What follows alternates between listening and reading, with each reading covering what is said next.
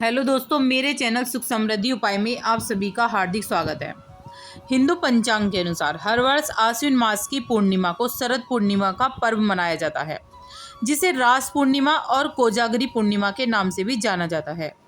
वहीं यह दिन देवी लक्ष्मी की पूजा के लिए विशेष माना जाता है। लेकिन क्या आप जानते हैं कि साल भर की एकमात्र ऐसी पूर्णिमा व दिन है ये जब लक्ष्मी जी की पूजा भगवान विष्णु के साथ होती है। दरअसल आपने भी देखा होगा कि माता लक्ष्मी की पूजा दिवाली के दिन श्री गणेश जी के साथ, धनतेरस के दिन कुबेर जी के साथ आदि के साथ होती है। ऐसे में शरद पूर्णिमा एकमात्र ऐसा खास दिन होता है जब माता लक्ष्मी की पूजा भगवान विष्णु के साथ हम करते हैं। दरअसल हिंदुओं में पूर्णिमा तिथि भगवान विष्णु को समर्पित मानी गई है। इस तिथि को पूर्णमासी भी कहा जाता है। भगवान विष्णु की पूजा के इस दिन स्नान का विशेष महत्व है। ऐसे में साल में सामान्यतः 12 पूर्णिमा होती हैं। इसमें हर पूर्णिमा पर भगवान विष्णु की पूजा होती है। वहीं केवल शरद पूर्णिमा ही ऐसी होती है जिस दिन भगवान विष्णु के साथ देवी माँ लक्ष्मी की पूजा की जाती है। ऐसे में इस साल आप अगर उपाय करते हैं तो आपको विशेष पुण्य की प्राप्ति होगी। कहते हैं अगर इस साल आप उपाय कर लेते हैं इस पूर्णिमा पर तो पूरी साल आपको बहुत ही ज़्यादा फायदा होने वाला है। शरद पूर्णिमा के दिन देवी माँ लक्ष्मी के साथ भगवान पूजा की भी विष्णु जी की भी पूजा विशेष मानी जाती है। मान्यता के अनुसार शरद पूर्णिमा के अवसर पर देवी माँ लक्ष्मी की पूजा करने से धन की कमी दूर होने के साथ ही जीवन में बहुत ही खुशहाली का आगमन हो जाता है। शरद पूर्णिमा को देश में कई हिस्सों में कोजागरी पूर्णिमा कहते हैं, नवन्ना पूर्णिमा कहते हैं, कौमुदी पूर्णिमा कहते हैं और कुछ लोग आश्विन पूर्णिमा जैसे अलग अलग नामों से जाना जाता है। वहीं इस दिन देश में और विभिन्न हिस्सों में अविवाहित भी लड़कियां भगवान विष्णु को प्रसन्न करने के लिए एक उपयुक्त वर पाने के लिए शरद पूर्णिमा का व्रत रखती हैं। इस दिन भगवान श्री कृष्ण ने रास भी रचाते हैं, लीला भी रचाई थी।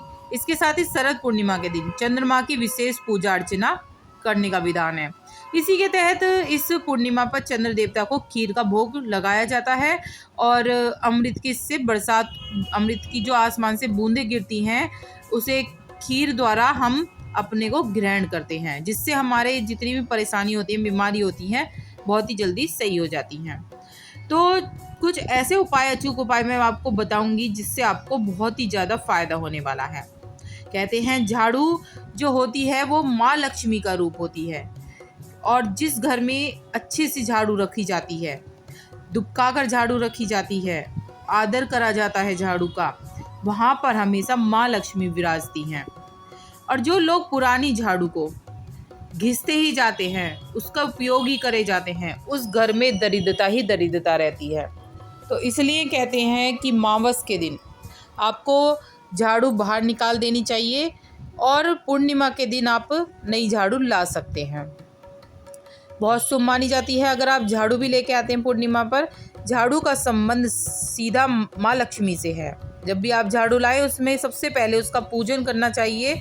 चाहे आप सहरोस में ला रहे हैं, स्पेशल शुक्रवार को आप झाड़ू ले आएँ अगर ज़्यादा ज़रूरी है तो, और उससे पहले पूज लें, उस पर कलावा ज़रूर बांधें, उसके बाद ही उसका प्रयोग करें। कभी भी पैर नहीं मारना चाहिए झाड़ू पे। अगर गलती से आपका पैर लग जाता है तो आपको तुरंत ही माफ़ी मांगनी चाहिए।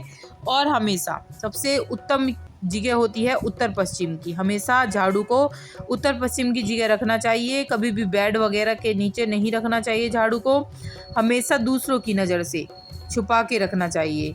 इससे घर में सुख समृद्धि आती है और माँ लक्ष्मी का निवास होता है। इसलिए कहते हैं कि धनतेरस पर झाड़ू लाना बहुत ही शुभ माना जाता है। कहते हैं धनतेरस पर जो झाड़ू लेकर अपने घर में आता है, सीधा माँ लक्ष्मी उसके घर में प्रवेश कर जाती हैं और उसकी विधिवत पूजा करने के बाद ही उसका प्रयोग किया जाता है। दीपावली के बाद ही उसका प्रयोग करें और उसकी विधिवत पूजा आपको करनी चाहिए। इससे माँ लक्ष्मी का अखंड वास होता है और हमारे घर में संपन्नता आती है।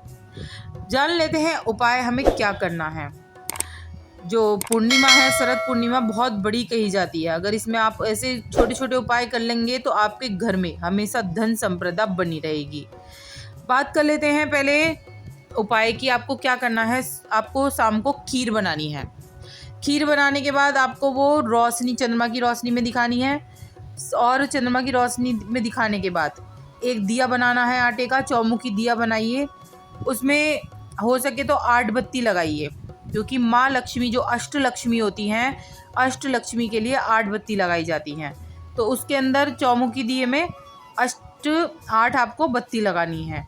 8 बत्ती लगाने के बाद आपको अपने मेन गेट पर रखनी है दिए के अंदर, और दिए के नीचे आपको थोड़े से चावल ज़रूर रखने हैं, वो आप मेन गेट पर रख दीजिए। दूसरा आपको बताती हूँ, उस दिन आपको गुलाब का फूल ज़रूर चढ़ाना चाहिए माँ लक्ष्मी को।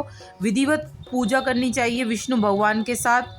अगर आप तस्वीर लेने जा रहे हैं तो साथ में भगवान विष्णु और माँ लक्ष्मी की साथ में प्रतिमा होनी चाहिए, इससे अपार सुख मिलता है हमें। और आपको क्या करना है, झाड़ू के नीचे, मेन पॉइंट था कि झाड़ू के नीचे क्या दबा दे।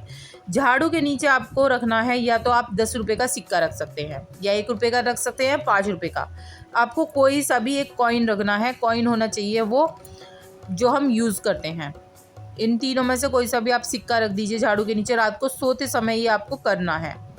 और याद रखें कि झाड़ू उत्तर पश्चिम दिशा में ही रखी हो, इधर उधर आपको झाड़ू नहीं रखनी है।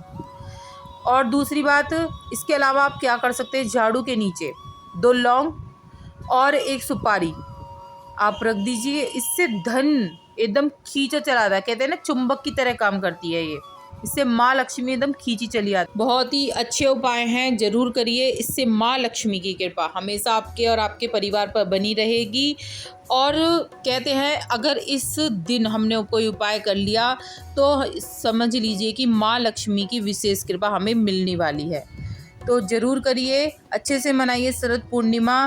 माँ लक्ष्मी इस दिन धरती पर ही विचरण करती हैं। जब देखती हैं कि जहाँ पर मेरी पूजा पाठ हो रही है, जहाँ पर मेरा गुणगान हो रहा है, वहीं पर आकर वो रुक जाती हैं। तो ये विशेष उपाय थे। वीडियो उपयोगी लगे तो लाइक सब्सक्राइब ज़रूर करिएगा, जिससे आगे वीडियो मिलती रहे। और कमेंट में जय माँ लक्ष्मी ज़रूर लिखिएगा। जय माँ लक्ष्मी दोस्तों।